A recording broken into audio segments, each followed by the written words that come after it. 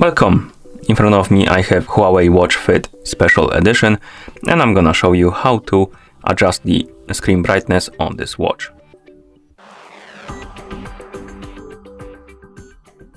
First thing we need to do is to wake up the screen on our watch, and you can do it by pressing the side button.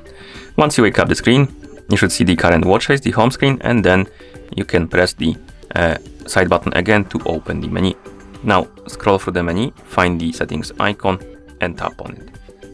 In settings, find the option called display and brightness and tap on it, and here tap on the brightness option. And now we can adjust the screen brightness by swiping on the slider.